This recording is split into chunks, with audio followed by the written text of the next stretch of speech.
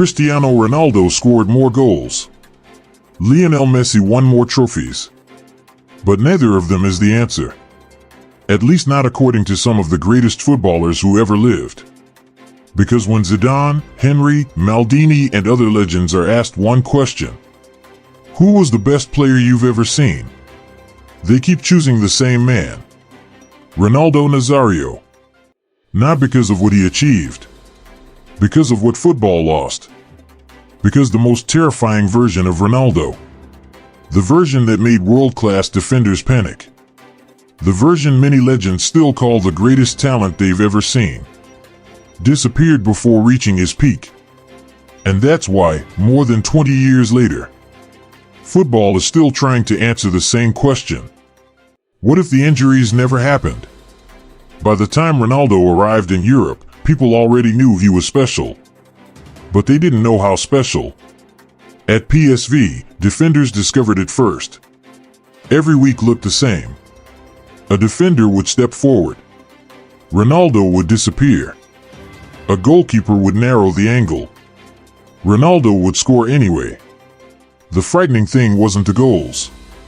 It was the variety. Left foot. Right foot. Power. Placement. Dribble. Header. One-on-one. Inside the box. Outside the box. There was no pattern. No weakness to study. No obvious solution. Years later, Paolo Maldini would describe Ronaldo as the most dangerous striker he ever faced. And the frightening thing is, the version Maldini remembers wasn't even the finished product. And that's when the hype started becoming dangerous. Because football had seen great young players before. Many of them failed. Many of them faded. But Ronaldo kept getting better. Faster. Stronger. More ruthless. Then came Barcelona. And everything changed. What happened in Spain wasn't normal development. It wasn't the next step in a young star's career. It was an explosion. Suddenly, the entire football world was watching the same player. Defenders feared him. Fans adored him. Managers ran out of words to describe him. And week after week, Ronaldo kept doing things that looked impossible. The problem for the rest of football wasn't stopping him. The problem was understanding what they were actually watching. Because Ronaldo wasn't playing like the future. He was playing like something football had never seen before. Then the goals started becoming secondary. Because people weren't watching Ronaldo just to see the final touch anymore. They were watching everything that happened before it. The acceleration. The balance. The control. The way defenders seemed frozen a split second too long. One moment became a highlight. Then another. Then another. Soon, stadiums weren't reacting with surprise. They were reacting with anticipation. Fans expected something extraordinary every time he touched the ball. And somehow, he kept delivering. But there was one goal in particular. One run. One moment. That transformed Ronaldo from a superstar into a phenomenon. And it happened on a night against Compostela. The match should have been routine. Barcelona were expected to win. Ronaldo was expected to score. Nothing unusual. Then, midway through the game, he picked up the ball near the halfway line. Too far from goal. Too many defenders. Too little space. A situation that should have ended immediately. Instead, football history happened. One defender stepped in. Gone. Another tried. Gone. A third arrived. Too late. The goalkeeper rushed out. Wrong decision. Seconds later, the ball was in the net. Commentators were screaming. Defenders were staring. Fans couldn't believe what they had just seen. Even today, decades later, the goal still looks unreal. Not because of the skill. Not because of the speed. Because every defender knew exactly what Ronaldo wanted to do. and none of them could stop it. This is where many legends believe the story changed. Because football wasn't watching a future superstar anymore. Football was watching a player who seemed to have no weakness. The goal against Compostela made headlines. But inside football, something even bigger was happening.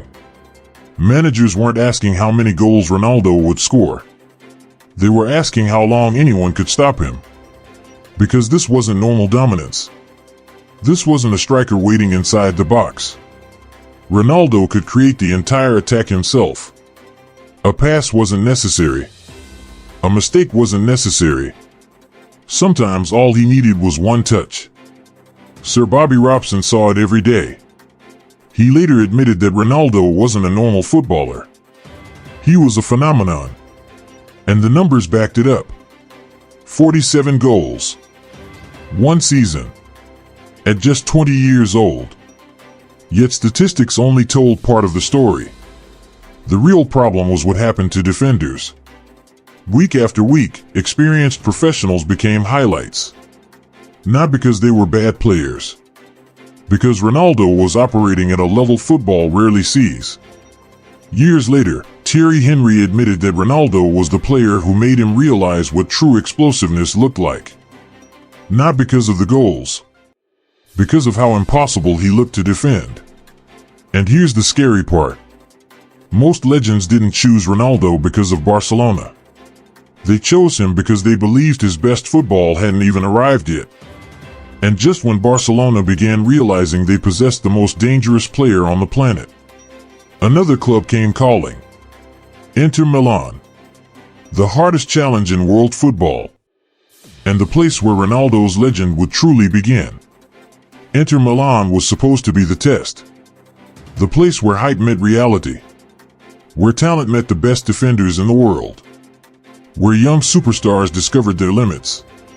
Instead, Ronaldo made the toughest league in football look vulnerable. This was Serie A. The league of Maldini, Nesta, Cannavaro. World-class defenders everywhere. Space was rare. Mistakes were punished. Goals were hard to find. Yet Ronaldo arrived and played as if none of that applied to him. Years later, Zidane would say Ronaldo was the best player he had ever seen. Not the most successful. The best. And if you watch Inter Ronaldo, it's easy to understand why. The frightening part wasn't just that he scored. It was how he scored. He could outrun defenders. He could outmuscle defenders. He could dribble through defenders. And somehow, he often did all three in the same attack. Soon, every match felt like an event. Not because Inter were playing. Because Ronaldo was. People weren't tuning in to watch football. They were tuning in to watch what Ronaldo might do next. And in the 1997-98 season, many believe they witnessed the highest level a striker has ever reached. Then came the moment that defined his peak. The UEFA Cup final. Inter Milan versus Lazio. The biggest match of the season. The pressure couldn't have been higher. And Ronaldo looked completely relaxed. Late in the game, he received the ball inside the box. A defender rushed toward him. The goalkeeper charged forward. For a split second, everything seemed under control. Then Ronaldo moved. One touch. One feint. The goalkeeper was gone. The defender was gone. The ball rolled into the net. The match was over. It looked simple. That's what made it terrifying. Because only Ronaldo could make something that difficult appear effortless. For many players, coaches, and defenders, this was the real Ronaldo. Not the World Cup winner. Not the comeback story. The pure version. The version before football's greatest tragedy arrived. When Paolo Maldini was asked about the toughest striker he ever faced, his answer wasn't complicated. Ronaldo. Because just as Ronaldo reached the top of the sport, his body began to break. And that's what makes Ronaldo's story so painful. Because just as football was beginning to understand how good he really was, everything stopped. Not a dip in form. Not a bad season. Not a temporary setback. A catastrophic injury. The kind that changes careers forever. One moment, he was the most unstoppable player in world football. The next, he was fighting just to walk normally again. Months became years. Rehabilitation became his new reality. And slowly, a terrifying question started spreading through football. Not, can Ronaldo become the greatest? But, will Ronaldo ever be Ronaldo again? This is where the debate begins. Because the Ronaldo legends talk about is often the Ronaldo football never fully got. And that's exactly why Zidane's opinion became so powerful. Because Zidane wasn't judging Ronaldo by trophies. He was judging him by ability. Because everyone had seen what he was becoming. The speed. The power. The explosiveness. The complete striker. And now the football world watched helplessly as that version disappeared. For most players, that would have been the end. For Ronaldo Nazário, it was only the beginning of the greatest comeback football has ever seen. For nearly 3 years, Ronaldo's career felt suspended between hope and heartbreak. Every comeback ended with another setback. Every return raised the same question. Was the old Ronaldo gone forever? Many believed the answer was yes. The player who once terrified Europe had endured surgeries, pain, and endless rehabilitation. Even Brazil had doubts. Heading into the 2002 World Cup, the spotlight wasn't on Ronaldo. It was on France, Argentina, Italy. The teams expected to win. And standing at the center of Brazil's uncertainty was Ronaldo. The same player once considered unstoppable, now fighting to prove he still belonged. Then the tournament started. And something began to feel familiar. The movement. The finishing. The instinct. Maybe the explosiveness wasn't exactly the same. But the goals kept coming. One. Then another. Then another. Suddenly, the player football thought it had lost was carrying Brazil through the biggest tournament on earth. Every finish felt symbolic. Ronaldo wasn't just returning. He was completing one of the greatest comebacks sport had ever seen. By the time Brazil reached the final, only one question remained. Could Ronaldo finish the story? The final lasted 90 minutes. Ronaldo only needed a few moments. Germany had Oliver Kahn, the best goalkeeper in the tournament. Almost unbeatable. Almost. When the opportunity appeared, Ronaldo reacted first. Goal. Then another. Goal. Brazil were world champions. And Ronaldo, the player many thought would never return, stood on top of football again. 8 goals. Golden Boot. World Cup winner. The comeback was complete. But here's the strange part. Even after everything he achieved in 2002, many former players still talk more about the Ronaldo before the injuries. Which tells you something remarkable. They weren't judging him by trophies. They were judging him by ability. Because if this rebuilt version could conquer the world, what exactly would the original version have become? Years later, the debate still hasn't ended. Messi gave football perfection. Cristiano gave football longevity. But Ronaldo gave football a question nobody has ever been able to answer. What if the injuries never happened? That's why the people who actually played against him sound different when they speak about Ronaldo. Not impressed.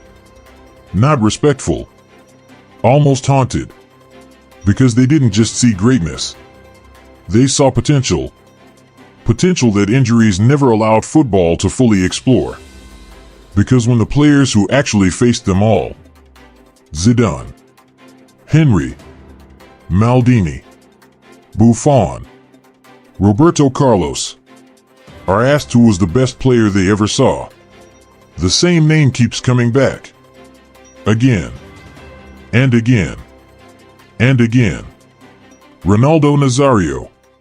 Fade to black.